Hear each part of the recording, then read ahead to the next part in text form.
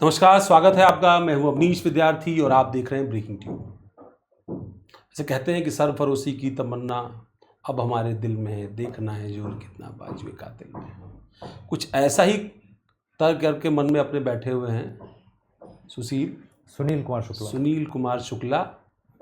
आजकल इनको सुनील सिपाही के नाम से बहुत सारे लोग सोशल मीडिया पर जान रहे हैं। स्वागत है आपका सुनील जी। जी नमस्कार। ये जो सिलसिला शुरू हुआ है सोशल मीडिया पर लगातार आपकी खबरें, आपसे जुड़ी हुई चर्चाएं वायरल हैं, आपके बयान भी लगातार वायरल हैं जी। ये सिलसिला हुआ क्यों? मतलब आप तो पुलिस की नौकरी करने आए थे जी। आपके परिवार में भी लोग पुलिस की नौकरी कर रहे हैं जी। तो ये अचानक क्रांति मन में कैसे आ गई? ये अचानक नहीं है, ये क्रमिक घटना है। पहले मैं अंबेडकर नगर पोस्टेड था और मैं छुट्टी लेने के लिए एक इंस्पेक्टर के पास जाता हूँ तो मुझे डांट के भगा देता है। और उसके बाद फिर जो है मैं एक कप्तान साहब के पास कॉल करता हूँ और मैं बताता हूँ सर ऐसी ऐसी बात है, तो वहाँ से मुझे छुट्टी मिलती भी है और मैं अपने पिताजी को इलाज कराने के लिए मुंबई जाता हूँ। और चूँकि मैं अपने माता पिता का अकेला पुत्र हूँ और मैं अगर सेवा नहीं करूँगा तो फिर कौन करेगा। तो मैं मुंबई में था, छुट्टी मेरी ख़त्म हो जाती है तो मैं फिर वहाँ पे एक कप्तान साहब बदल गए थे, मैंने उनके पास कॉल किया कि सर ऐसी ऐसी घटना है, मैं अकेला यहाँ पे मुंबई में नायर हॉस्पिटल मुंबई में इलाज करा रहा था।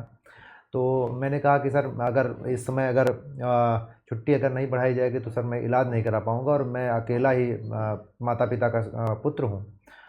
तो उन्होंने फ़ोन पे ही डांटा था मुझे और वो उनको याद भी आ रहा होगा, अंबेडकर नगर की घटना है और मैं नाम नहीं लेना चाहूँगा चूँकि नाम लेना चूँकि ये ठीक नहीं है और मैं जिस चीज़ को सुधार चाहता हूँ उसमें नाम की कहीं ज़रूरत नहीं है किसी की। सिस्टम की बात। बिल्कुल। तो उनको व्हाट्सएप पे मैंने मैसेज भी किया, पूरा डिटेल भी भेजा, उसके बाद भी किसी प्रकार का रिस्पांस नहीं था तो मैं वहाँ पे गैर हाजिर हो गया। तो 90 दिन में गैर हाजिर भी रहा उस दौरान। तो ये एक घटना थी। और जैसे मैं सांसद रितेश पांडे जी, माननीय सांसद रितेश पांडे जी उस टाइम पे थे, उनके मैं गनर भी रहा हूँ 3 साल तक। तो उनके यहाँ जब मैं ड्यूटी करता था तो TADA भरता था मैं वहाँ से, तो उसका 10% मुझे देना पड़ता था। ये चीज़ भी मुझे बहुत चुभती थी। 10% आपको कमीशन देना पड़ता था TADA पाने के लिए? बिल्कुल बिल्कुल एग्जैक्ट। ये अपने अकाउंट में आने के लिए विभाग के लोगों को रिश्वत देनी पड़ती? बिल्कुल निश्चित तौर पे ऐसे ही था। तो इस चीज़ से मैं आहत होता था चूँकि मैं ड्यूटी करता था तो मुझे ये ख़राब लगता था कि जब मैं ड्यूटी कर रहा हूँ तो मैं ये बाबू के लिए कौन सा हिस्सा देता हूँ। लेकिन लोगों ने सिस्टम बना रखा था और ये सब में प्रचलित है, हर व्यक्ति इसको जानता, कह मैं अकेले रहा हूँ लेकिन जानते सभी। मतलब आप ये कह रहे हैं कि आरोप ये लगता था कि पुलिस रिश्वत लेती है जी, पर पुलिस आम लोगों से रिश्वत लेती है, यहाँ पुलिस से ही रिश्वत ले रही है। बिल्कुल एग्जैक्ट। पुलिस के अंदर इतना करप्शन है कि जगह जगह पे जहाँ ज़रूरत होती है, हर उस पॉइंट पे जहां अवसर मिलता है पैसा लेने का वहां लिया जाता है, चाहे वो भले सामने वाला पुलिस वाला ही। निश्चित तौर पे पुलिस वाले को तो। और मैं जो है, आप अगर बाबूजी के पास जा रहे हैं तो देखते हैं कि आपकी जेब ऊंची दिख रही है कि नहीं, आप पैसा दे पाएंगे कि नहीं। अगर पैसा नहीं दे पाएंगे तो कोई काम नहीं होगा। ऐसे ही है एकदम पक्का। मैं कोई झूठ लाव लपेट लगा के नहीं बतियाता हूँ, जो सत्य है मैं वही बता रहा हूँ। मतलब आपको अपना TADA लेने के लिए जी, जब आप गनर थे रितेश पांडे के तो आपको रिश्वत देनी पड़ी? बिल्कुल बिल्कुल एकदम। तो वहां से आपको ये लगने लगा कि ये गलत है? हाँ गलत है, लेकिन मैं उस टाइम मैं स्वयं देता था। उसके बाद फिर यहाँ पे लखनऊ मेरी ट्रांसफ़र होके मैं आया तो यहाँ ड्यूटी लगवाने के लिए 2000 रुपया, पहले आपको गार्ड में जाने के लिए 2000 रुपया देना पड़ता है। फिर ड्यूटी किस बात की? मतलब आप तो जब पुलिस लाइन में या किसी जगह आप चौकी में या कहीं थाने में आमद करते हैं तो फिर आपकी ड्यूटी तो रोस्टर के हिसाब से लगती है, उसकी तनख्वाह मिलती है? बिल्कुल। मैं तो उसमें थोड़ा सा आपको थोड़ा ब्रीफ कर दूंगा तो समझ जाएंगे। जैसे हमारी ड्यूटी पुलिस लाइन में चल रही थी तो वहाँ पे एक गणना है D, जहाँ से पुलिस वालों की ड्यूटी लगती है, सिपाही दीवान दरोगा की। तो उसमें जो है एक 2 तरह की ड्यूटी होती है, एक स्कोर ड्यूटी और एक होती है गार्ड ड्यूटी। तो स्कोर ड्यूटी में दिक्कत ये होती है कि आप गाड़ी के साथ में आगे आगे चलेंगे और पीछे बड़े लोगों की गाड़ियाँ रहती हैं और 1.5 2 करोड़ की गाड़ियाँ हैं, महंगी, उनको 100 की स्पीड को समझ में नहीं आती है। लेकिन हम लोगों की जो जिप्सी रहती है वो 80 की स्पीड में उड़ने लगती है। तो वहाँ पे एक चूँकि हमारे साथ के और बुजुर्ग लोग हैं, हार्ट के पेशेंट हैं, लेकिन बम पे जैसे लगता है कि बम पे बैठ के हम लोग दौड़ रहे हैं। आज बच जाएंगे तो भगवान का शुक्रिया अदा करेंगे। कई सारी तो स्कॉट गाड़ियों का तो एक्सीडेंट भी बिल्कुल एग्जैक्ट, खास तौर पर ये गति के नाते ही होता है, गति के कारण होता है। पुराने वाहन हैं। हम लोगों में सर इतना डर है कि हम लोग डर के मारे नहीं कर सत्य बात भी नहीं कह पाते किसी से कि सर हमारी गाड़ी की स्थिति ऐसी नहीं है कि मैं 80-90 में दौड़ सकूं। जो आदमी पीछे से आदेश कर देता, जो पीछे वाले ड्राइवर साहब कह देते हैं कि यार सर को लेट हो रहा है और थोड़ा तेज चढ़ा के, तो हम उसी रफ्तार में चलाते हैं 80। और हर गाड़ी आउटडेटेड हो गई है सर, सारी गाड़ियां ऐसे ही हैं जो आउटडेटेड और मिसफिट है। बिल्कुल, जो जिप्सी गाड़ियां हैं 15 साल 20 साल 25 साल पुरानी गाड़ियां हैं, वो चलती हैं तो हवा में उड़ती चलती हैं और कोई सिक्योरिटी फीचर उसके अंदर नहीं। ऐसा लगता है कि आज मैं बैठा हूं, अगर बच गया तो परिवार से मिलूंगा, नहीं तो फिर यहीं साफ। और कई लोगों के साथ ऐसी घटना हो भी चुकी है। मरने का डर नहीं है सर। मैं पुलिस विभाग में माँ भारती के लिए निश्चित तौर पे मरने वाला पहला व्यक्ति बनूंगा, लेकिन सर एक्सीडेंट में मरना नहीं चाहता, क्योंकि हमारे भी परिवार हैं, हमारे भी माता हैं, बहन हैं, सबकी जिम्मेदारियां हैं। तो इसलिए हर व्यक्ति उस चीज़ से, तो इसलिए इससे बचने के लिए आदमी गार्ड में ड्यूटी के लिए जाता है, जहाँ पे नियमित तौर पे वो अपनी दिनचर्या भी फॉलो कर लेता है। यदि पढ़ने वाले स्टूडेंट हैं तो वो अपनी तैयारी भी कर लेते हैं, इसलिए गार्ड में थोड़ी प्राथमिकता रखता है आदमी। तो वहाँ पे ड्यूटी करने के लिए 2000 रुपये प्रति महीना प्रति व्यक्ति देना। मतलब ये जो सो कॉल्ड खतरे वाली ड्यूटी है जी, जैसे ये स्क्वाड नेताओं का या दुर्दांत अपराधियों को एक जेल से दूसरी जेल ले जाने वाली जो ड्यूटीज़ हैं जी, ये जो रिस्की ड्यूटीज़ हैं इनसे बच जाते हैं आप जी। और आप जो रूटीन की ड्यूटी है, मतलब चौराहे पर खड़े हो गए, कहीं और पुलिस लगा दी, कहीं लॉ एंड ऑर्डर का इशू हो गया वहाँ लगा दिया, मतलब जिससे आपको 12 घंटे अपने लिए भी मिल जाए। बिल्कुल, जो जिसमें तो थोड़ा इसलिए रिश्वत देनी पड़ती है। हाँ, गार्ड है, वो गार्ड ऐसे होता है कि जैसे गार्ड को मैं समझा दूं, चूंकि आपने वो दूसरा पॉइंट आपने कह दिया। गार्ड ये होता है कि जैसे मान लीजिए ईवीएम जहाँ रखे जाते हैं, उसका ईवीएम वेयर हाउस होते हैं, तो उनकी सिक्योरिटी के लिए पुलिस रहती है वहाँ पे, तो उसकी जो सुरक्षा में रहती है उसको गार्ड कहते हैं। जैसे पीएससी होती है वैसे। बिल्कुल बिल्कुल बिल्कुल। तो हम लोग ऐसे गार्ड में ड्यूटी लगवाने के लिए 3-4 घंटे अपना खड़े होकर ड्यूटी कर लिए, उसके बाद जो है फिर आराम कर लिए, फिर रूटीन आया तो मैं ड्यूटी कर लिया, तो वहाँ पे अपना रूटीन फॉलो हो जाता है। आराम से आदमी टाइम से भोजन कर लिया, टाइम से ड्यूटी किया, इसलिए लोग वहाँ पे जाते हैं और 2000 रुपया महीना प्रति व्यक्ति आदमी देता है। तो ये इससे भी मुझे बहुत तकलीफ होती थी। और रायबरेली पैसा लेता कौन है? ये पहले गणना प्रभारी जो है वो लेता है। हर पुलिस लाइन का? हर पूरे 75 जिले हैं। अब एक आध दो जगह की छोड़ दिया जाए, हो सकता है, क्योंकि मुझे पता नहीं, लेकिन हर जगह यही स्थिति है। मतलब सभी पुलिस लाइन जो ये गणना वाला अधिकारी होता है जी, वो हर एक सिपाही से जहाँ पे गार्डों की जैसी स्थिति है वहाँ पे पैसा लेता है। 2000 रुपए के आसपास। कहीं 2000 हो सकता है, कहीं 1500 हो सकता है, कहीं 2500 भी हो सकता है। शोषण का अपना अपना लेवल है। अपना लेवल है। जो जितना सख्त है वो उतना, जितना बार्गेनिंग कर ले जाए उतना वो पैसे का स्कोप है, उतना लेता है, ये पक्का। तो ये भी हुआ आपके साथ? निश्चित तौर पे। फिर कहाँ ये विस्फोट हो गया? विस्फोट कोई अचानक से, कोई मैं अफीम नहीं फूंकता हूँ कि मुझे अचानक से गुस्सा आया और मैंने कर दिया। मैंने पूरी तरह से प्लान करके किया है। कि मैं एक घटना मैं और आपको बताता हूँ, तो उसके बाद बताता हूँ। ये जनपद रायबरेली की घटना है कि मेरी पत्नी को डिलीवरी हुआ था, तो वहाँ पे 50,000 का बिल मैं लगाता हूँ, और 50,000 का बिल लगाने के बाद 45,000 देने की बात एक बाबूजी हैं वो कहते हैं। तो मैं कहता हूँ कि सर ठीक है 45,000 मिल जाए, चूँकि पुलिस में जो भी मिल जाए वो सब कृपा है, तो मैं कृपा के तौर पे। और पैसे तो पहले आप दे ही चुके हैं। पैसे तो देना ही पड़ेंगे। तो 45,000 की बात किए तो बताया कि 10,000 जानते हो ना, तो मैं कह रहा हाँ ठीक है सर, सभी जानते हैं, मैं भी जानता हूँ। तो 10% उनको मैंने 45 रुपये दिया। तो फिर उसके बाद आपका बिल 50,000 का था, हाँ, 45,000 आपको मिलना था। मैं और थोड़ा समझा दूं कि मेरा तो 60 से 65,000 खर्चा हुआ था, लेकिन डिलीवरी के दौरान जो भर्ती थी उस दौरान 50,000 रुपये लगा, तो मैं 85,000 का बिल लगाया कि 2 फाइल बनानी पड़ती, इसलिए एक फाइल बन जाए, तो 50,000 लगाया। तो उन्होंने कहा कि 45,000 मिल जाएगा। 45,000 का मैंने 45 रुपये घूंस दिया। फिर मैं अपनी बिटिया के चिकित्सा प्रतिपूर्ति के लिए दोबारा गया, तो मैंने पूछा कि सर उसमें कब तक आ जाएगा, तो उन्होंने देखा रजिस्टर, कहा कि 35,000 रुपये सेंक्शन हुआ है। तो 35,000 रुपया मुझे मिला, उसमें मैंने 45 घूंस दिया, तो मुझे मतलब 30,000 रुपया मुझे मिला। तो इसको जब हमें 45 रुपये घूंस दिया, मैंने कहा कि सर जब इतना नुकसान है तो मेरा पैसा वापस कर दीजिए। तो उन्होंने कहा कि पैसा तो अब नहीं वापस हो पाएगा। हम कहे सर कप्तान साहब के सामने जाके मैं पेश होकर कह दूंगा अपनी पूरी बात। उन्होंने कहा चाहे जिससे आप कह दो, इतने लोग ढीठ हो गए हैं सर कि उनको रत्ती भर फर्क नहीं पड़ता, चाहे जिससे कह दीजिए। तो मैंने कहा कि ठीक है, मैं कप्तान साहब के सामने गया पेश होकर कहने के लिए, तो वहाँ पे कप्तान साहब के सामने में पेश नहीं होने दिया गया। तो एडिशनल एसपी साहब के सामने में पेश हुआ, अपनी पूरी बात कहा, तो उन्होंने जांच लिख दिया सीओ साहब के लिए। उसके बाद फिर अभी तक क्या हुआ है क्या नहीं हुआ मुझे पता नहीं। तो ये यहाँ से फिर मतलब जो बात हम लोग कह रहे हैं कि विस्फोट हुआ या ये बात बाहर आई, ये बाहर कैसे आई, ये मन कैसे बनाया कि अब बहुत हो गया, मन तो सर मैं जैसे आपको बताऊं कि हमारे विभाग की बहन बेटियां जो पुलिस विभाग में नौकरी करती हैं, उनको एक समस्या, चूँकि हर नारियों की एक समस्या है पीरियड्स की, तो जो है ये इतने अनैतिक बातें होती थी कि मतलब जैसे किसी बहन को मान लीजिए पीरियड है, किसी की बहन को ये नैसर्गिक चीज़ है, प्राकृतिक चीज़ है, तो ये होगा। तो जो है अगर उसको पीरियड्स है तो जो बैठा हुआ मुंशी दीवान है उसको बताना पड़ेगा कि मुझे पीरियड्स की समस्या है, मुझे थोड़ा सा रिलीफ।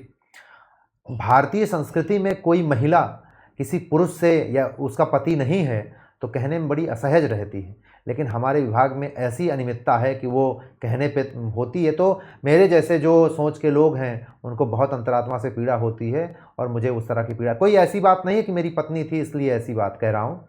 मेरी शादी, पर वो पत्नी थी इसलिए आपको केस स्टडी मिली, केस स्टडी भी मिला, आपको नजदीक से इसको फील करने का जी एक अनुभव, मतलब आपको नजदीक से अनुभव हुआ। बिल्कुल नजदीक से जब अपने पर बीतती है तो मुसीबत पता चलती है। निश्चित तौर पे। अच्छा, एक घटना मैं और आपको बताऊंगा कि जो है एक बार एक इंस्पेक्टर थे, उनके साथ में एस्कॉर्ट में ड्यूटी कर रहा था, उनके साथ में कहीं हमराही में ड्यूटी जा रहा था, तो हमारी बहन बेटियां भी उसी गाड़ी में बैठी थी।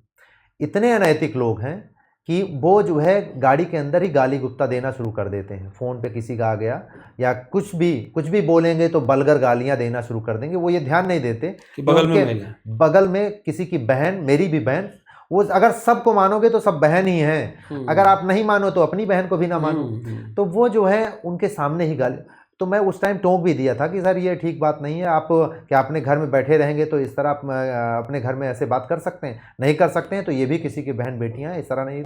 तो इस तरह की घटनाएं होती थी और रोज़ मुझे बहुत ज़्यादा इसमें तकलीफ़ होती थी।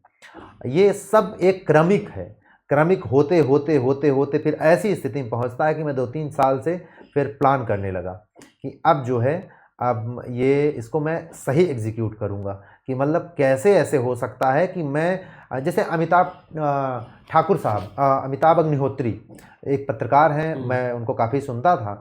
वो मेरी पुलिस परिवार की बात बहुत मुखर होकर उठाते थे, मुझे बहुत अच्छा लगता था, लेकिन मैं देखता था कि उनकी बात को लोग ऐसे लेते थे कि चलो एक कान से आया दूसरे कान से निकल गया, थोड़ा भी सीरियस नहीं लेते, किसी प्रकार का सुधार नहीं करते। वो हर बात हम लोगों की उठाए, जो हमारी अंदर की बात थी, वो हर बात जो मैं महसूस करता था वो उठाते थे, लेकिन कोई सीरियस उनको नहीं लिया जाता था। तो मैंने ये सोचा कि जब मेरी पीड़ा है, अगर जब मैं ही चिल्लाऊंगा तभी ये मानेंगे। तो जब तक बच्चा नहीं रोएगा तब तक माँ दूध नहीं पिलाएगी, तो मैं ही वो बच्चा बनता हूँ और मैं ही चिल्लाता हूँ। जो ये सो रहे गूंगे बहरे लोग हैं, इनके कान तक मैं झकझोर देता हूँ, तब ये उठेंगे और मेरे लिए पुलिस विभाग में चल रही अनियमितताओं पर रिफॉर्म करेंगे और कंप्यूटरीकृत व्यवस्था करेंगे। जो मानव संपदा पोर्टल है उस पर एक्टिवेट होंगे कि जो हमें नहीं, पर ये बड़ा हैरानी की बात है, मतलब करोड़ों लाखों खर्च करके जी, और मुझे लगता है यूपी के शायद ही कोई ऐसा डिपार्टमेंट होगा जिस डिपार्टमेंट में अब ये सिस्टमैटिक व्यवस्था नहीं है, खासतौर पर ह्यूमन रिसोर्स को मैनेज करने की। जी, और पुलिस का तो इतना बड़ा ह्यूमन रिसोर्स है और पूरा मतलब ऑपरेशन ही ह्यूमन रिसोर्स पर है।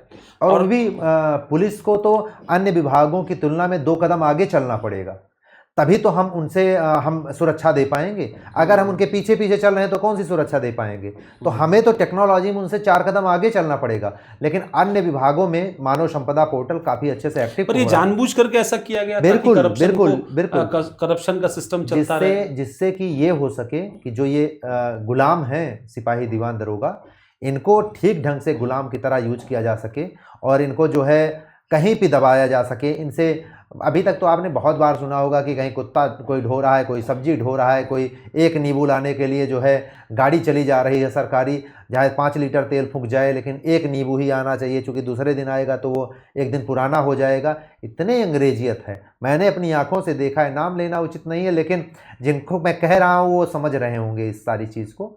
लेकिन नहीं, वो तो हम लोग बहुत सारे ऑफिसर्स के बारे में जानते हैं और बड़े पैमाने पर आईपीएस ऑफिसर्स हैं, जिलों में पोस्टेड हैं, रेंजेस में हैं, जोन्स में हैं और भी सीनियर लेवल पर हैं। पुलिस के ह्यूमन रिसोर्स के दुरुपयोग का तो अंतहीन सिलसिला है जी। हमने देखा है कि मतलब जैसे आपने कहा कि कोई कुत्ता टहला रहा है, कोई उनके ऑफिसर्स के बुजुर्ग माँ बाप को पार्क में टहला रहा है, बिल्कुल। कोई उनकी पत्नी को शॉपिंग करा रहा है, कोई सिक्योरिटी गार्ड के रूप में उनके पीछे लगा है, उनके बच्चों को टहला रहा है, बच्चों का बैग लेके चलते हैं। और यहाँ तक कि अगर ऑफिसर तैनात है मान लीजिए लखनऊ में उदाहरण के तौर पर, और उनकी फैमिली रहती है नोएडा में जी, तो एक टीम वहाँ पे चली जाती है, गाड़ी, फॉलोअर, ये सब वहाँ नोएडा में भी होंगे और यहाँ पर भी होंगे। बिल्कुल बिल्कुल ऐसे ही है, ऐसे ही। और अब आप जो नोएडा में पोस्टेड होगा वो अनऑथराइज तौर पर होगा, बिल्कुल, क्योंकि उसकी लोकेशन पोस्टिंग ये सारी लखनऊ में दिखाई जाएगी जी, क्योंकि वहाँ पर तो आप ऑफिशियली एग्जिस्टेंस नहीं। पर अगर इन सब चीज़ों की मैपिंग होती, एक टैगिंग होती एम्प्लॉयज़ की, उनकी जीपीएस लोकेशन ट्रैक की जाती और उनकी पोजीशनिंग, उनकी ड्यूटी, सारी चीज़ें अगर डेली बेसिस पर की जाती तो ये शायद जो ये टाइम लिमिट वाली बात है, जैसे 8 आवर्स वर्किंग आवर्स की बात कही गई, वीकली ऑफ का कॉन्सेप्ट आया, कुछ सरकारों ने, कुछ व्यवस्थाओं ने लागू करने की भी कोशिश की, लखनऊ से उसकी शुरुआत हुई वीकली ऑफ की, पर वो महज शोसेबाजी, दिखावा या सोशल मीडिया स्टंट ही नज़र आया, क्योंकि जब आप उसको लागू करने जाते हैं तो इसी तरीके का जो करप्ट सिस्टम है वो उसको कहीं ना कहीं एक प्रतिरोध, अवरोध देता है। बिल्कुल, निश्चित तौर पे ऐसे ही है कि अच्छा एक चीज़ और मैंने सर देखा कि जो है जो फॉलोअर हैं थानों पे, जैसे बड़े बड़े थाने हैं, यहीं पे नाम ले लूँगा तो उस पर पहले ज़्यादा जांच शुरू हो जाएगी। बड़े बड़े थाने आप जाके देखिएगा, एक भी फॉलोअर, सब प्राइवेट बेचारे फॉलोअर हैं, और वो भी इतना कम उनको मिलता है कि वो एक दिन आते हैं, एक दिन तो फॉलोअर परमानेंट भी नहीं होते, अब तो मुझे लगता है कि आउटसोर्स्ड ही हैं। जी, अच्छा जो है, और आप किसी अधिकारी के यहाँ जाके देखिएगा 5-5, 10-10 लोग पड़े होंगे, और आप जाके एक बार पुलिस लाइन की वॉशरूम देखिएगा कि एक टॉयलेट के ऊपर जो है उसमें इतनी गंदगी, टॉयलेट कितने लोग का लोड है उसके ऊपर। हाँ, अरे वो एक साफ नहीं रहता, उसके ऊपर दूसरा जाता है, आदमी दारू पी के ना जाए तो फ्रेश नहीं हो सकता है, ऐसी स्थिति है। अगर आप साबुन लगा रहे हैं तो दूसरा आपको नहला देगा।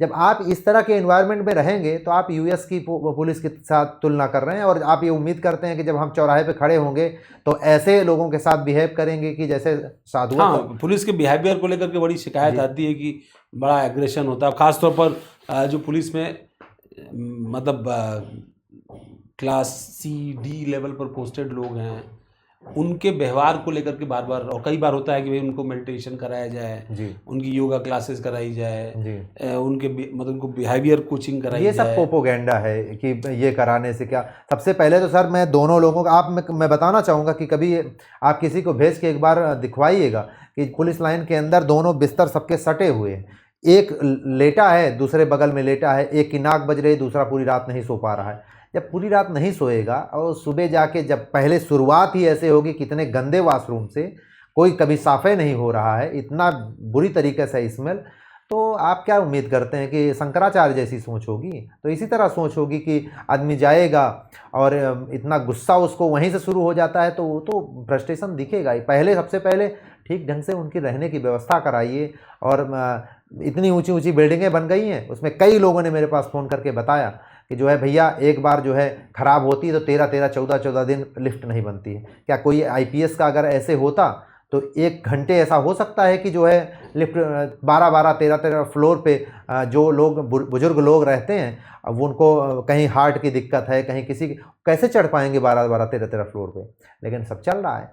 अच्छा, क्या इसीलिए कभी भी पुलिस में एक पुलिस संघ बनाने की बात बहुत बार हुई, बहुत बार कुछ लोगों ने प्रयास किया, उनके खिलाफ मुकदमे हुए, उनके खिलाफ और भी तरह के आरोप लगे, जेल भेजा गया अलग अलग, क्योंकि आंदोलन किया, कुछ किया, इसलिए शायद ये नहीं बनने दिया गया कि क्योंकि IPS एसोसिएशन है, there is IPS association, there is PPS association, तो IAS और PPS एसोसिएशन है, और किसी नियम कानून से उसका होना बाधित, मतलब उस पर बाध्यता नहीं कि नहीं हो सकता है। और जब उनके ऑफिसर्स पर, उनके प्रमोशन पर, उनकी व्यक्तिगत चीज़ों पर, उनके भत्तों पर कोई बात होती है तो वो ग्रुप इकट्ठा होता है, एक टीम होती है, वो जाती है, सीनियर ऑफिसर्स से बात करती है और उसको एग्जीक्यूट कराती है।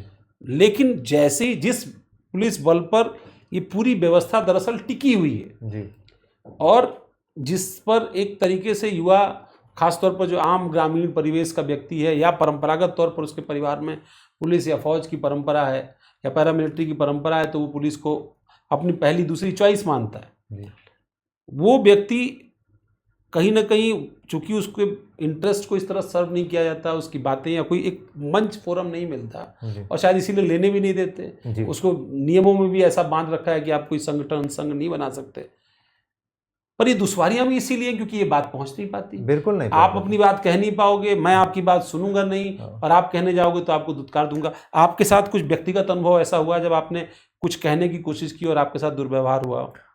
निश्चित तौर पे ये तो आए दिन ही होता है कि अगर आप कुछ भी अपनी बात, जैसे मैंने ग्रीवांस सेल में कई बार एप्लीकेशन दिया, लेकिन उस पर कोई, जैसे लोग कहते हैं कि आप पुलिस विभाग की छवि धूमिल कर रहे हैं ये सब करके, तो आपको विद इन सिस्टम करना चाहिए। हाँ, सिस्टम से करना चाहिए। आप एप्लीकेशन देते, मैं आपको बताऊं सर कि मैंने कई बार एप्लीकेशन जो है ग्रीवांस सेल में जनपद लखनऊ में दिया, रायबरेली में दिया, अम्बेडकर नगर में दिया, उसका कुछ भी नहीं होता है। ना तो कोई रिसिप्ट मिलती है कि मैंने दिया है, और फिर मैं कई बार दिया तो गोपनीय तरीके से दिया। पर इस बार तो आप प्लान थे।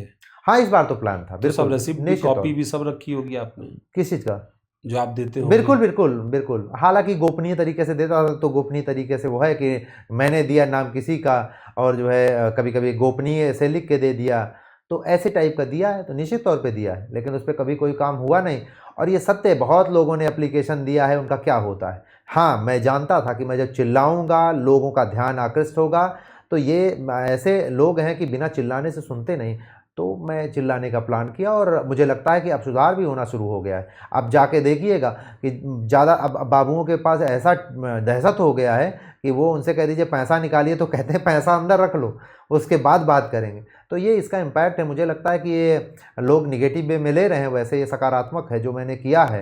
अगर सुधार हो, किसी प्रकार से सुधार हो, तो वो सकारात्मक रूप से पर लिया आपको नहीं जाना लग रहा कि तंत्र जो इसको पसंद नहीं करता है, जाहिर सी बात है, जी और जब आपके लेवल पे होंगे, जो आपके आसपास भी साथी हैं जी जो रिश्वत देते होंगे, रिश्वत दे करके अपना सही काम, गलत काम कराते होंगे, या अपनी पोस्टिंग लेते होंगे, या जैसे आपने कहा गार्ड में, इन सब जगहों पर एडजस्ट होते होंगे, उनको भी आपसे, आपके इस कदम से थोड़ी, ऐसा नहीं कि कुछ जरूर हो सकता है कि जो कमज़ोर हो, निरीह हो, शायद उनको ये लगता हो, या जो एक बैलेंस चाहते हो, वो आपके लिए सहमत होंगे, लेकिन बहुत सारे लोग असहमत भी होंगे। बिल्कुल बिल्कुल। और चूंकि आप भी और आपकी पत्नी दोनों पुलिस में हैं, जी तो अब दोनों की नौकरी से लेकर के और व्यक्तिगत चीज़ें भी जी अंडर डेंजर हैं। बिल्कुल बिल्कुल।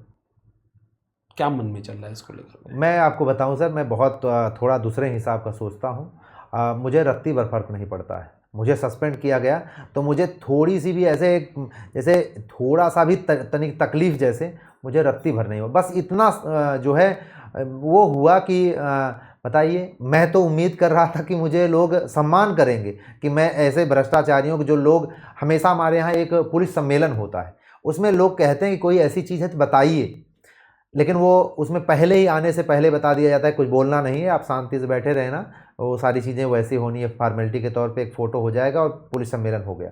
तो मैं तो समझा कि मैं पुलिस सम्मेलन की तरह की जो है मैं सारी बातें बता रहा हूँ, तो उसका निस्तारण करके मुझे सम्मानित किया जाएगा। लेकिन ठीक सम्मानित किया गया कि मुझे सस्पेंड करके अच्छा सम्मान किया गया, लेकिन ये मेरे साथ नहीं, पूरे पुलिस परिवार के लोगों की आत्मा के साथ में, और पूरे भारत के लोग इससे दुखी हैं। आप जाके हमारे कमेंट सेक्शन में आप देख सकते हैं कि जो हमारे लिए कमेंट किए हैं, कम से कम मिलियन लोगों ने कमेंट किया है, और किसी ने, एक व्यक्ति ने मुझे गाली नहीं दिया है। मैं उनका पूरे जीवन ऋणी रहूंगा कि और अगर मान लो आज सस्पेंड हो गए जी, कल आपके चलते आपकी पत्नी भी सस्पेंड हो जाए, या उसका भी गलत जगह ट्रांसफ़र हो जाए, जी या कहीं दूर भेज दी जाए जहां आपका पहुंचना मुश्किल हो जाए, जी, अगर इतना अपमान होगा, मेरी पत्नी के साथ भी अगर ऐसा किए जाना शुरू होगा, तो हम इतने सक्षम जरूर हैं कि मैं 20,000 रुपया कमाऊँगा, दोनों लोग खा लेंगे। 1.5 बीघा हमारे पास ज़मीन है, कम से कम खाने भर का हो जाए, लेकिन अपमानित जीवन नहीं जी पाएंगे।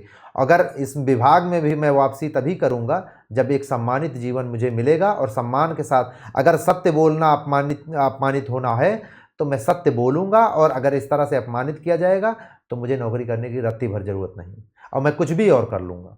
पुलिस की नौकरी में आने से पहले नहीं मालूम था कि यहाँ पर ये सब है? निश्चित तौर पे पहले कुछ ऐसी बातें सुनने में, अच्छा एक चीज़ आप जैसे कह रहे हैं कि मालूम नहीं, तो ये किसी के चचा जान का विभाग नहीं है, ये हमारा भी उतना ही। मैं पूरे भारत का 140 करोड़वा शेयर होल्डर हूँ। मैं मालिक अपने आप को मानता हूँ, नौकर नहीं मानता हूँ। और अगर सेवक मानता हूँ पुलिस विभाग में रहते हुए आम जनता का, तो मैं ये भी मानता हूँ कि सबसे पहले कि मैं 140 करोड़ नागरिकों में एक मैं भी हूँ, तो सब सारी संसाधन पे मेरा 140 करोड़वा शेयर है।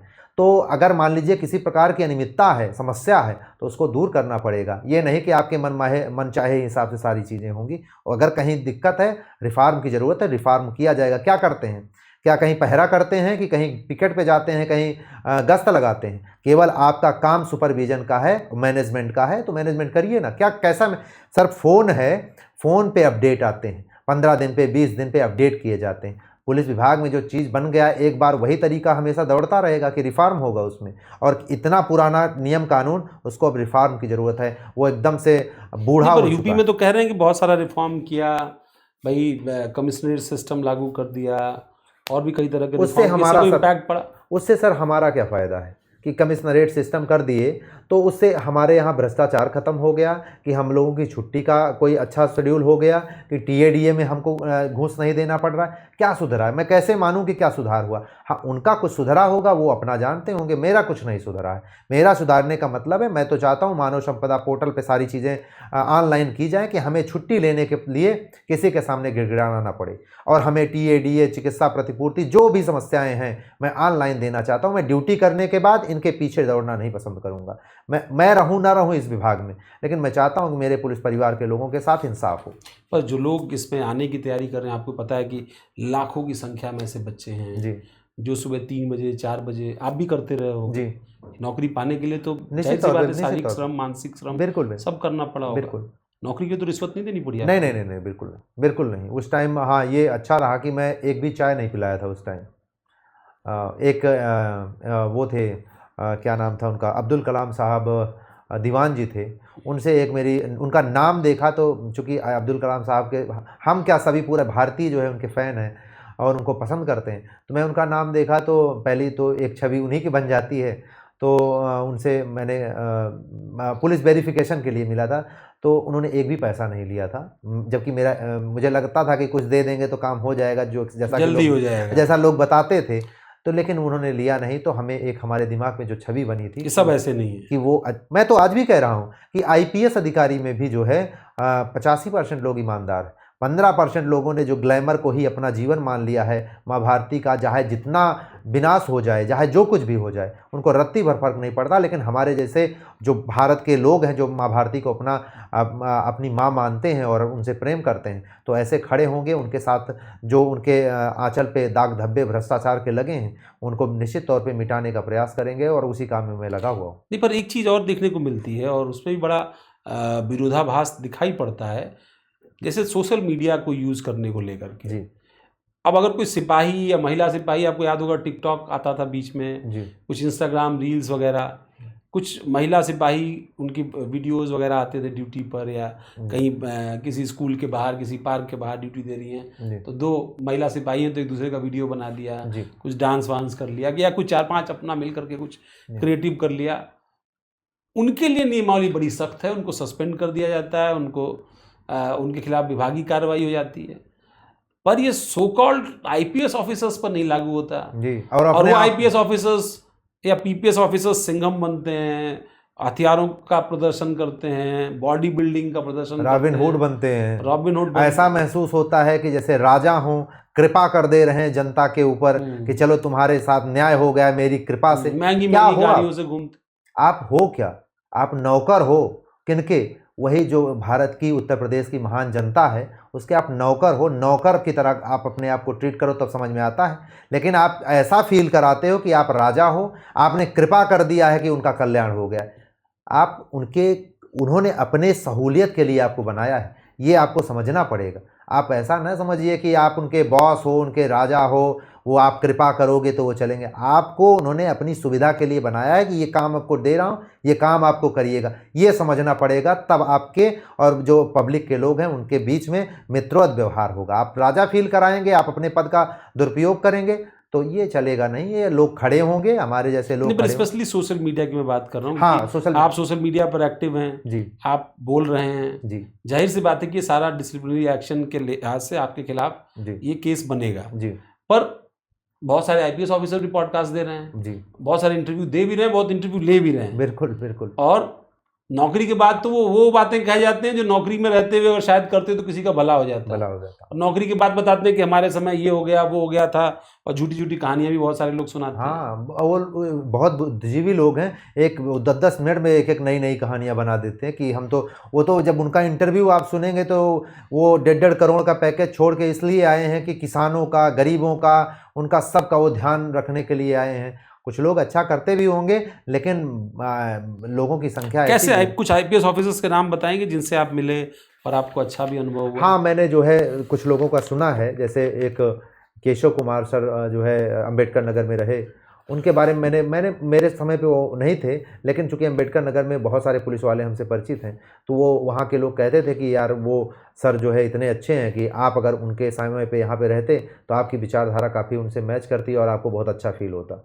और यहाँ पे अनिल यादव सर जो है वो भी चूँकि हमारा एक काम था तो और कभी नहीं हो रहा था, लेकिन उसमें मैंने ग्रीवांस में जो है एप्लीकेशन देने की बात की तो तुरंत ही हो गया। उनका एक डर था ऑफिस में। ऐसे मुझे लगता है कि भ्रष्टाचारियों को डर होना चाहिए ऐसे अधिकारी से, तब कुछ अच्छा काम होता है। तो 1-2 लोगों को मैंने देखा और बहुत सारे हैं, लेकिन सबके बारे में मैं नहीं जानता। अच्छा, एक जो है एक मिसाल मैं हमेशा देता हूँ कि हमारे पिताजी होमगार्ड में रहे, तो पिताजी पहले जब ड्यूटी लगाने के लिए 500 रुपया देते थे, 2500-3000 सैलरी होती थी, तो 500 रुपया देते थे तो ड्यूटी लगती थी उनकी। लेकिन जो है कुछ जो है अच्छे लोग आए होमगार्ड में और अधिकारियों में, उन्होंने ऐसी व्यवस्था बना दी कि अब सारी चीज़ें ट्रांसपेरेंसी के साथ ड्यूटी लगती है, आदमी ड्यूटी करने जाता। हमारी बहन चूँकि पिताजी ख़त्म हो गए थे तो उनके आश्रित में नौकरी कर रही हैं होमगार्ड में, तो उस चीज़ को मैं महसूस करता हूँ कि अच्छा, आप ये कह रहे हैं कि होमगार्ड में ट्रांसपेरेंसी आ गई है? काफ़ी आ गई, काफ़ी अच्छा। जी बिल्कुल। लेकिन पुलिस में अभी भी नहीं आ? बिल्कुल, मैं वही चाहता हूँ। मेरा बताने का सिर्फ इतना मतलब है, जो इतना मैं सारी चीज़ें भूमिका बना के सब कुछ परोस रहा हूँ, केवल मेरा एक उद्देश्य है कि ट्रांसपेरेंसी होनी चाहिए, मानव संपदा पोर्टल को एक्टिव करना चाहिए, उससे हो जो भी मेरी समस्याएं हैं उसको ऑनलाइन किया जाए, कंप्यूटरीकृत किया जाए, मुझे इन लोगों के पीछे पीछे रोना ना पड़े, बस। अब क्या हो रहा है, मतलब सोशल मीडिया पर आप इंटरव्यूज दे रहे हो, बहुत सारा व्यूज़ भी आ रहा है जी, बहुत लोग इसको देख भी रहे हैं जी। किस तरह के कमेंट्स आए और कैसे कैसे कॉल्स आ रहे हैं आपके पास? मेरे पास जितने कमेंट्स हैं वो तो पब्लिक हैं, वो तो हर कोई पढ़ सकता है। हर व्यक्ति मेरे समर्थन में है। जितने लोग आप देखेंगे, एक भी व्यक्ति सुनील शुक्ला को गाली नहीं दे रहा होगा। हर व्यक्ति जानता है, मैं ही अकेले कह रहा हूँ, सब खुश हैं। और जो रिटायर हो गए हैं डिप्टी एसपी रैंक के अधिकारी जो है हमारे पास कॉल करते हैं, कहते हैं बेटा आज मैं खुश हो गया, इतनी प्रताड़ना थी लेकिन अब मैं प्रसन्न हूँ। कम से कम आप क्या सुधार होगा क्या नहीं होगा, लेकिन मैं इतना जो आप कह दे जा रहे हो वही बड़ी बात मेरे लिए है। तो काफ़ी लोगों का समर्थन मिल रहा है, पूरे भारत के लोगों का समर्थन मिल रहा है, उनको कोटि कोटि बार धन्यवाद। और पूरे जीवन मैं उनके लिए लड़ता रहूँगा और इस पुलिस विभाग में रिफॉर्म करके ही रहूँगा। पर कुछ लोग कह रहे हैं कि सुनील शुक्ला की राजनीतिक महत्वाकांक्षाएं हैं जो हिलोरे मार रही हैं, और शायद वो आपने भी सुना होगा और कमेंट्स में भी कई जगहों पर जी आपको पता चला होगा। जी। ये जो आरोप आप पर लग रहा है कि आप राजनीतिक महत्वाकांक्षाएं जिनके नाते आप ये सारा कुछ कर रहे हो ताकि आपको सोशल मीडिया फेम मिले, जी, लोग आपको जाने पहचाने। जी। इतने छोटे बैकग्राउंड से मैं आता हूँ कि जो है इतने बड़े सपने जो है हमारे बस का नहीं है सोच पाना, और ना ही मैंने कभी ऐसा सोचा है। लेकिन इतना ज़रूर सोचा है कि सत्य पे चलने का जो आनंद है वो इतना अंदर से उमंग और इतना मज़ा आ रहा है इस पे चलने का, कि इस पे चलने का आनंद बहुत है। मैं इसीलिए इस पे चल रहा हूँ और निरंतर रूप से चलता रहूँगा। और जो भी पुलिस से संबंधित है समस्याएं, मैं तब तक लड़ता रहूँगा, तब तक मैं वीडियो बनाता रहूँगा जब तक इसमें सुधार करने के लिए कोई कमेटी नहीं बना ली जाती है और मुझे उसमें सदस्य बनाया जाए कि मैं अपनी बातें कह सकूँ। क्योंकि बिना मुझे शामिल किए, क्योंकि और हमारे पुलिस विभाग के लोग बेचारे वो तो कह नहीं पाएंगे अपनी बात, मैं लेकिन बेबाकी के साथ कहूँगा उनसे अपनी पूरी बात जो हमारी समस्याएं हैं। इसलिए मैं चाहता हूँ कि एक कमेटी बनाई जाए जिसमें मुझे भी सदस्य बनाया जाए और मैं उसमें जो है अपनी बातें रखूँ उस पर, और वो बुद्धिजीवी हैं और अच्छा सुधार करके उस चीज़ को इम्प्लीमेंट किया जाए जिससे उत्तर प्रदेश पुलिस एक सशक्त बने और जो ट्रांसपेरेंसी होगी उसका इम्पैक्ट जनता के ऊपर भी पड़ेगा और जनता में भ्रष्टाचार जो ख़त्म होगा तो दोनों के अंदर बहुत अच्छा बॉन्डिंग बनेगा। अब ये सब हुआ तो कुछ आफ्टर इफेक्ट्स भी हुए होंगे जी, कुछ फ़ोन कॉल्स आए होंगे जी, कुछ धमकियां भी आई होंगी, कुछ चेतावनियां भी आई होंगी? नहीं, मेरे पास कोई धमकी उमकी नहीं आई है। लोग हमारे पास वही फ़ोन कर रहे हैं जो मुझे ये बताना चाहते हैं, धन्यवाद देना चाहते हैं, आप ठीक कर रहे हो, अच्छा कर रहे हो, ज़रूर हम आपके साथ हैं। पर किसी ने नहीं कहा, सस्पेंड तो कर दिया, किसी ने नहीं कहा गलत कर रहे हो? नहीं, सब क्यों किसी ने कर रहे नहीं हो? किया, किसी ने ये चीज़ नहीं कहा। जिन्होंने किया है उनकी अपनी बायस सोच है, पूर्व धारणा से ग्रसित है कि एक सिपाही की कैसे औकात हो सकती है कि ये जो है इतना बोल सकता है। तो वो अपनी पूर्व धारणा से ग्रसित हैं, तो इसलिए उन्होंने प्लान के तहत, मैं तो पहले भी जानता था कि ये सब होना है, अभी भी मैं जान रहा हूँ कि यदि ये बात माननीय मुख्यमंत्री जी तक पहुँचेगी तो ज़रूर मेरे साथ न्याय हो सकता है, नहीं तो मेरी बर्खास्तगी भी हो जाएगी और भी सारी चीज़ें हो सकती हैं। मैं सब चीज़ के लिए सहर्ष स्वीकार करता हूँ, लेकिन मैं सत्य को नहीं छोड़ूंगा। इस पे जब तक मैं रहूँगा तब तक लड़ता रहूँगा। नहीं, पर जब आप सस्पेंड हुए होगे तो चार्जशीट मिली होगी जवाब देने के लिए। उसके पहले मेरा बयान हुआ था, बयान मैंने दिया, उसके बाद वो जो कुछ किए हैं, मुझे निलंबित हुआ हूँ, मैं ये तो जानता हूँ। निलंबन का आदेश आपको भी नहीं मिला है? मुझे नहीं दिया जाता है, वो मेरी माता जी को दिया जाता है कि आपका लड़का निलंबित हो गया है। जो भी कागज़ दिए जाते हैं मेरी माता जी को दिया जाता है वो सब, कि कम से कम माता जी, ये तो डरने से रहा, तो माता जी इनकी अगर उनके पास पहुंचाया जाएगा तो हो सकता है माता जी को दबाव हो तो ये उनसे समझे। लेकिन मैं बताना चाहता हूं कि मैं उनका पुत्र हूं, तो मैं ऐसा हूं तो मेरी माता है। पर बीवी ने कभी नहीं रोका कि बिल्कुल, यार? सभी रोकने का, चूँकि हर व्यक्ति चाहता है कि जो है भगत सिंह हो। मैं भगत सिंह नहीं हूँ, मैं उनका 1 करोड़वां अंश भी अगर बनना हुआ तो मैं उन्हीं के जैसा बनने का प्रयास करूँगा। हर व्यक्ति चाहता है कि भगत सिंह हो, लेकिन दूसरे के घर में हो, बगल के घर में हो। अपने घर में ना हो। तो निश्चित तौर पे मेरी पत्नी भी नहीं चाहती थी कि ये सब करिए, चूँकि आप जैसे चल रहे हो ठीक से चल रहा है, सारा चीज़ चलने दीजिए। लेकिन मुझे वो पीड़ा बर्दाश्त नहीं होती और इसलिए मैं उसका विरोध कर रहा हूँ, और किसी न किसी को तो खड़ा होना पड़ेगा इसके खिलाफ। अब आखिरी लड़ाई कहाँ है, किस जगह, किस मोड़ पर पहुंचे हुए हैं, अभी क्या चल रहा है मन में, किस तरीके से जो कोशिश आप कर रहे हो इसको और आगे बढ़ाने के लिए? जी किसी रेड पिटीशन के माध्यम से, मतलब किसी रिट पिटीशन के माध्यम से, जी या किसी सोशल नेटवर्किंग मूवमेंट के माध्यम से, जी या किसी जन आंदोलन के माध्यम से, या फिर बहुत सारे युवा हैं, मतलब बहुत सारे चैलेंजेस पुलिस में जो लोग आने वाले हैं वो भी एक बड़ा चैलेंज है, जो हैं वो तो चैलेंज है ही नंबर्स, जी पर बहुत सारे लोग भर्ती भी हो रहे हैं। 1 लाख से ज़्यादा पुलिसकर्मी इसी साल भर्ती करने जा रही है सरकार, जी जी जी। और आप इतनी दुश्वारियां बता रहे हो, वो तो पहले ही डर जाएंगे सब। मेरा डराना उद्देश्य नहीं है, मेरा ये उद्देश्य है कि ट्रांसपेरेंसी हो और लोगों के लिए सुचारू। आपने देखा होगा एक घटना जो है गोरखपुर में, कौन सी बटालियन पीएससी है, वहाँ पे महिलाओं के साथ एक आईपीएस जो है इतनी अभद्रता करता है कि उनको गाली भी देता है, उसके माननीय मुख्यमंत्री जी तक संज्ञान पहुँचता है तो उसे कार्रवाई भी की जाती है। लेकिन आप सोचिए ना कि एक आईपीएस की इतनी हिम्मत कैसे हो सकती है कि इतनी बहन बेटियों को गाली दे सकता हो, जबकि प्रासंगिक ये है कि जिसका एक भी भाई होता है उसकी ये हिम्मत नहीं होती कोई उसकी बहन को गाली दे दे, उसको प्राण भय होता है। लेकिन वो इतना दुस्साहसी कि उसके इतनी हिम्मत हो जाएगी कि वो 5-5 हजार 700 महिलाओं के भाई हो और पूरा समाज जिनका भाई है उसके सामने गाली देगा वो। और ठीक है, माननीय मुख्यमंत्री जी के संज्ञान में आई चीज़ें, उन्होंने उसके ऊपर कार्रवाई किया, लेकिन इस तरह का साहस कैसे पैदा होता है, इसका मतलब है कि निरंकुश लोग हैं ये। तो एक वीडियो और देखा होगा आपने सोशल मीडिया पर, एक डिप्टी एसपी का वीडियो था, जी और कुछ किसान आंदोलन के लोग थे जिन्होंने एक सब इंस्पेक्टर को कुछ बोल दिया था। जी तो डिप्टी एसपी ने स्टैंड लिया वहाँ पे, और बड़ा सोशल मीडिया पर वायरल रहा वो, जी और कहा कि नहीं देखो, बात सुनूंगा मैं तब आपकी जब आप मेरे मातहत जो सब इंस्पेक्टर है जी उसको सम्मान दोगे। वो नौकर नहीं है आपका, वो ड्यूटी कर रहा है कि आप यहाँ पर आए हुए हो, जी आप उसको सरकार समझ करके उसको गाली दे रहे हो। जी ये आपका तरीका नहीं है। बात ही तब होगी जब आप उससे माफ़ी मांगोगे। जी। तो ये स्टैंड लेने वाले लोग, वो वीडियो देखा होगा आपने? नहीं, ये मैं नहीं देखा था।